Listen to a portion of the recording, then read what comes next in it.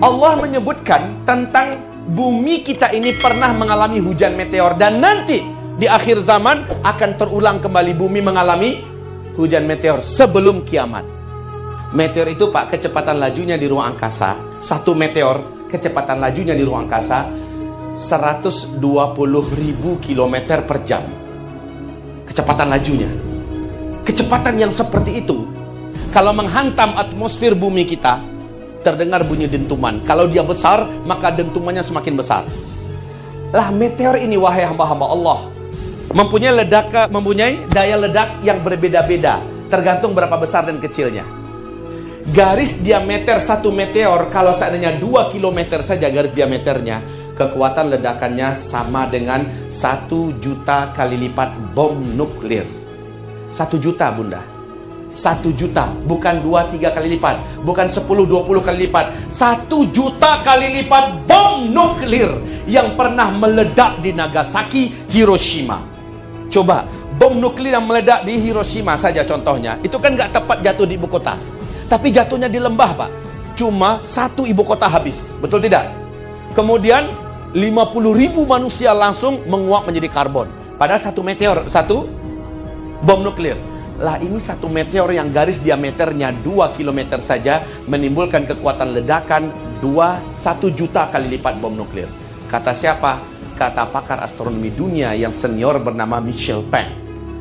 Beliau mengatakan ketika meteor ini menghantam atmosfer bumi kita yang garis diameternya 2 km ini, saat menghantam atmosfer terdengarlah bunyi dentuman yang besar di langit. Boom. Ya. Boom.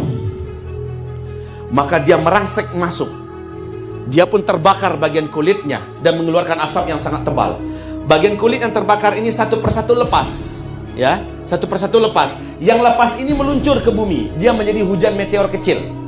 Yang kecil-kecil ini bisa menembus bukit, bisa menembus gedung, ya. Dia seperti bom sendiri yang sangat menakutkan. Jumlahnya banyak. Sementara yang besarnya, yang besar yang intinya, ini terus merangsek masuk. Bapak Ibu, ketika yang besar ini menghantam laut dengan kekuatan ledakan 1 juta kali lipat bom nuklir, tsunami setinggi apa kira-kira yang akan terjadi? Ketika dia jatuh ke laut, langsung Pak, patung Liberty jadi kecil. Ombaknya itu setinggi ini. Seluruh kota-kota dan gedung-gedung besar itu kayak karton mainan, digulung oleh ombak tsunami yang begitu kuat. Padahal meteornya masih kecil. Bagaimana dengan garis kilometernya 2 km yang menimbulkan kekuatan ledakan sama dengan 1 juta kali lipat bom nuklir? Maka tsunami yang dihasilkannya adalah 230 meter tingginya. Tapi kalau jatuhnya di kutub utara, kutub selatan, lah di kutub itu ada gunung es abadi kan? Hah? Kalau jatuhnya dengan kekuatan ledakan begitu besar, hasilnya gimana? Meleleh nggak itu gunung?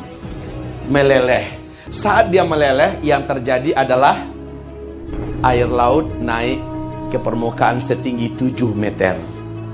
Maka kota-kota besar dunia yang dibangun di tepi pantai, sementara kotanya itu rendah, kira-kira 2-3 meter, 5 meter, habislah. Apalagi Jakarta. Ini salah satu rahasia kenapa Nabi menganjurkan di akhir zaman kita mengambil tempat-tempat tinggal di perbukitan.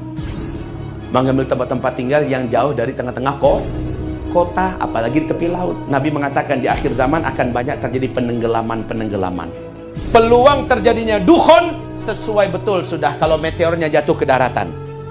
Betul tidak? Kalau jatuhnya ke daratan, boom, terus masuk jatuh ke daratan. Saat jatuh ke daratan, titik tempat dia jatuh, radius 100 sampai 200 km, semua makhluk hidup langsung menguap menjadi karbon. Seluruh makhluk hidup langsung menguap menjadi karbon, saking dahsyatnya ledakan ini. Kemudian bumi mengalami lengkungan yang dalam. Lengkungan bumi yang dalam tersebut membumbung ke udara menjadi partikel-partikel yang sangat halus, lagi tebal dan panas. Ya, terbayang nggak? Terbayang. Sekarang Bapak Ibu, gelombang kejut dari ledakan meteor yang begitu hebat dan dahsyat menimbulkan kecepatan laju 800 km per jam. Kebayang? Kebayang? Torpedo berapa kecepatannya? Angin puting beliung berapa kecepatannya?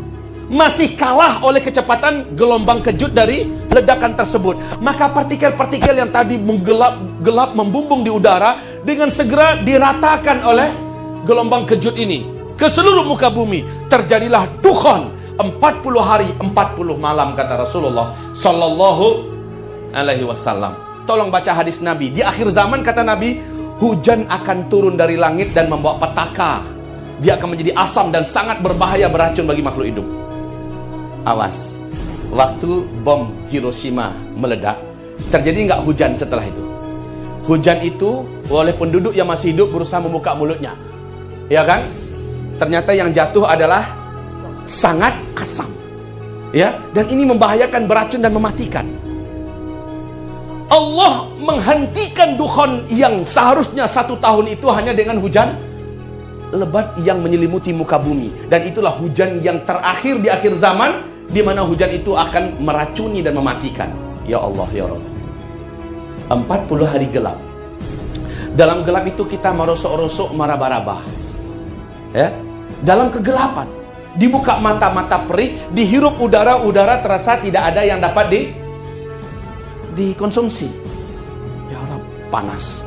Baik Bapak Ibu yang kami muliakan, sekarang dukhan tadi, kalau nggak jatuh di kutub utara, tapi dia panas kan? Sampai nggak ke kutub utara nanti? Sampai juga nggak ke kutub selatan? Otomatis kutub ini meleleh kah? Iya, air laut naik. Disinilah dia fungsi di mana Nabi mengatakan nanti di akhir zaman akan terjadi banyak hujan meteor dan penenggelaman negeri-negeri, kota-kota, dan perubahan bentuk. Sahabat bertanya, wa mata dzaka ya Rasulullah? Ya Rasulullah, kapankah itu akan terjadi? Serem amat. Banyak negeri-negeri, kota-kota yang tenggelam, sementara banyak rupa dan wajah berubah menjadi serem. Lalu hujan meteor terus datang. Matadak ya Rasulullah, kapan itu akan terjadi ya Rasul? Nabi menjawab, idza zaharatil qainat wal ma'azif wasyuribatil khumur. Itu akan terjadi kalau umatku sudah melakukan 3 perkara ini. Kalau umatku sudah melakukan 3 perkara ini, maka itu akan terjadi. Pertama, kata Nabi, idza zaharatil qainat, apabila penyanyi-penyanyi wanita sudah bermunculan di tengah umatku di mana-mana. Penyanyi-penyanyi wanita sudah goyang dangdut di tengah panggung. Diundang kemana-mana penyanyi wanita. Ada acara talent, get talent, ada acara idol, ada acara ini. Ya, penyanyi wanita bermunculan di tengah umatku di mana-mana. Ini tanda-tanda meteor akan menghantam bumi. Kedua, wal ma'azif. Apabila alat-alat musik sudah menyebar di tengah umatku di mana-mana, disenangi oleh umat. Yang ketiga, wasyuribatil khumur. Apabila minuman khamar, minuman memabukkan dan barang-barang memabukkan sudah beredar dan banyak didapatkan oleh umatku di mana-mana. Dalam proyek reklamasi kemarin ini, tiang-tiang yang didatangkan dari Cina, apa yang isi di dalamnya? La ilaha illallah. Untuk 7 turunan bisa dihancurkan dengan jumlah yang banyak dimasukkan ke Indonesia. Belum lagi yang selama ini beredar. Yang berada selama ini saja sudah memusingkan kita. Ini dikatakan oleh Panglima TNI kita, betapa ke depan ini, masa depan bangsa ini sudah diambang kehancuran. Bukan hanya pecah, tercabik-cabik, tersayat-sayat menjadi keping-keping halus, tetapi bangsanya juga sudah dirusak. Beredar di mana-mana. Itu pertanda 3 petaka tadi akan terjadi.